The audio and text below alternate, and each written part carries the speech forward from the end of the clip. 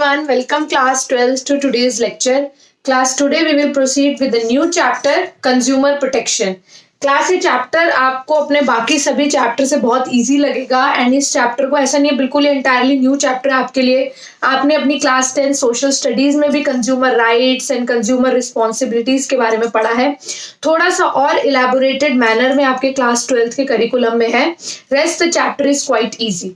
Okay, तो class before proceeding with the chapter and the topics of the chapter let's have a brief introduction. क्योंकि जो भी introduction आपके NCERT में mention है, जो भी छोटे छोटे टॉपिक्स आपके एनसीईआरटी में मेंशन है, वो डिस्कस करना जरूरी है, specially for objective type questions. Okay class, so now let's start with the chapter. Class, we all know that in a market economy the consumer is the king of the market. Consumer ही market का king है. जितने भी producers हैं, जितने भी suppliers हैं, उन्हें कंज्यूमर्स की नीड्स एंड वांट्स, कंज्यूमर्स की एक्सपेक्टेशंस को ध्यान में रखते हुए ही प्रोडक्ट या सर्विस जो है वो कंज्यूमर तक सप्लाई करनी है. यानी पूरी मार्केट किसके आसपास घूम रही है? Consumer. He is the king of the market. ठीक है क्लास, इसी वजह से क्योंकि हम ग्रेटर एम्फोसिस दे रहे हैं कंज्यूमर पे, कंज्यूमर प्रोटेक्शन पे, तो क्लास जो अर्लियर अप्रोच थी केवियट एम्प्टर, आप सबको पता होगा, आप सबकी बुक्स में क्लियरली मेंशन है caveat emptor meaning let the buyer beware. ये जो हमारी अर्लियर अप्रोच थी, इस अप्रोच के अंडर क्या मीनिंग था कि कंज्यूमर सावधान रहे, कंज्यूमर को बच के रहना है. Are you getting this thing? Consumer को सावधान रहना है, कंज्यूमर को बच के रहना है, कंज्यूमर को सभी रिस्क से, जो प्रोडक्ट के साथ एसोसिएटेड रिस्क है, उससे अपने आप को बचा के चलना है. यानी सारी बचने की जिम्मेदारी किसकी थी? बायर की, कंज्यूमर की. बट अब ये अप्रोच जो है वो चेंज हो गई है class. Now it has been change to caveat venditor. That means now consumer को अवेयर होने की जरूरत नहीं है. अब किसे अवेयर या बिवेयर होने की जरूरत है? Late the seller beware. Class ये इंपॉर्टेंट टर्म्स है, इनके मीनिंग भी आ सकते हैं एमसीक्यूज में, तो आपको पता होना चाहिए. केवियट एम्प्टर मीन्स पहले बायर को, कंज्यूमर को सावधान रहने की जरूरत थी. कंज्यूमर सारे रिस्क एज्यूम करता था जो भी प्रोडक्ट्स या सर्विस से रिलेटेड होते थे, लेकिन अब ये अप्रोच चेंज हो गई है. अब किसको सावधान रहना है? अब सेलर को सावधान रहना है.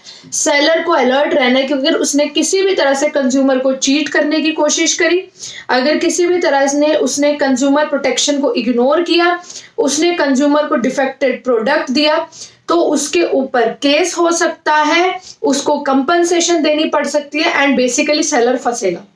यानी कि अब किसको बिवेयर रहना है, सावधान रहना है? सेलर को. ठीक है क्लास, तो earlier approach of caveat emptor let the buyer beware has now been change to caveat venditor let the seller beware. Is that clear class? Now see class, consumer protection can be defined as the practice of safeguarding buyers of goods and services. Basically यहीं से meaning हमें समझ आ गया कि consumer protection means हमें consumers को protect करना है. तो वही चीज हम यहाँ पे डिस्कस कर रहे हैं. It can be defined as the practice of safeguarding buyers of goods and services against, learn the 3 words, unfair, unscrupulous and exploitative trade practices. Basically घुमा फिरा के मीनिंग सबका सेम ही है कि भाई जो भी चीटिंग वाली एक्टिविटीज है, जो भी फ्रॉड एक्टिविटीज है, वो एक्टिविटीज जिनसे कंज्यूमर को एक्सप्लॉइट किया जाता है, हमें बेसिकली उन एक्टिविटीज को बंद करना है. तो वही क्लास हम यहाँ डिस्कस कर रहे हैं. ये एक प्रॉपर डेफिनेशन है मेंशन्ड इन योर एनसीईआरटी, जो आपको एग्जैक्टली लर्न करनी है for creating a good impression on the teacher. Consumer protection can be defined as the practice of safeguarding buyers of goods and services against unfair, unscrupulous and exploitative trade practices in the market. It's very simple.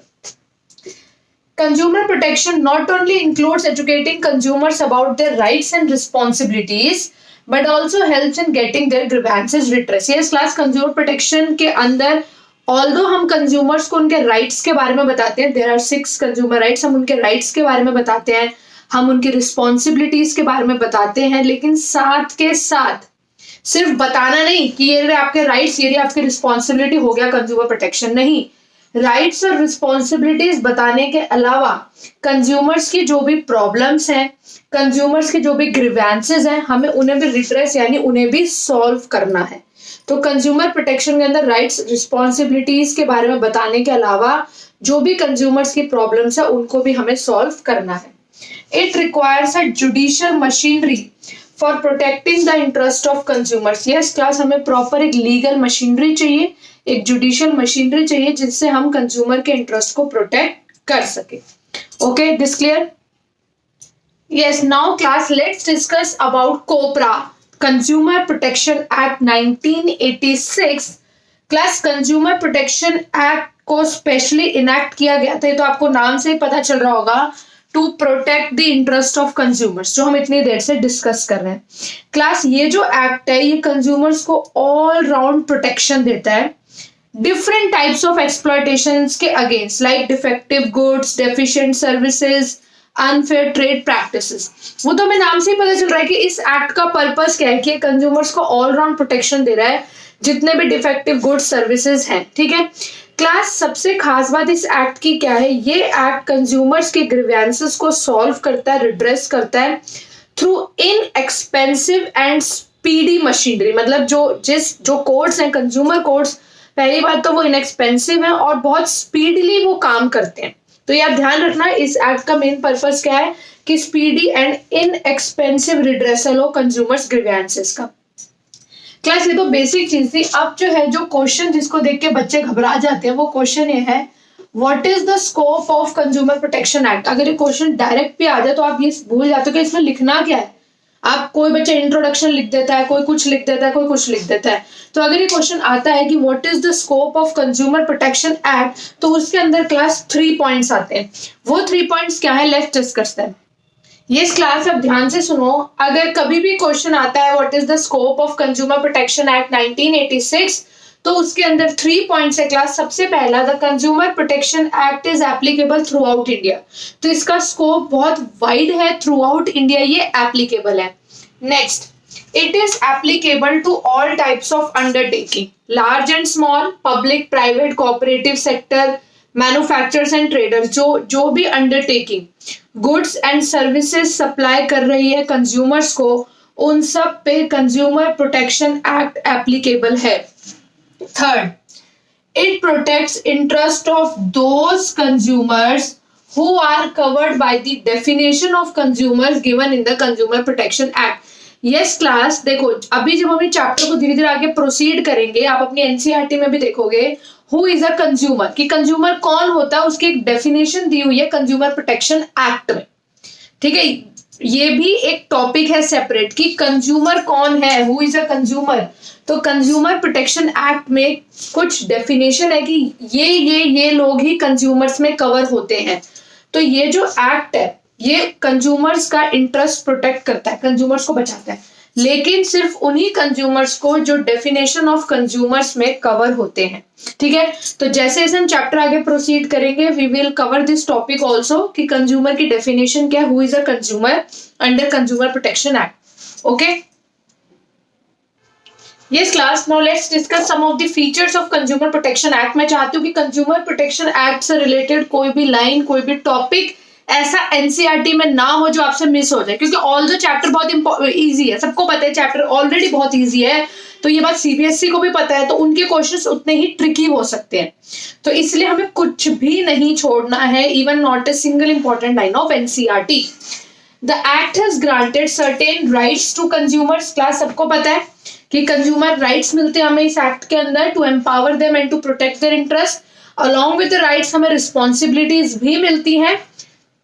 The act also provide safeguards to consumers against defective goods, deficient services, unfair trade practices and any other form of exploitation, जो हम इतनी देर से discuss कर ही रहे हैं।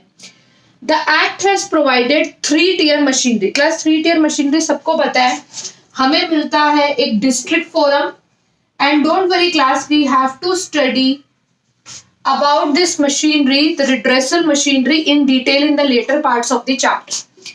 Then we have state commission and then we have national commission.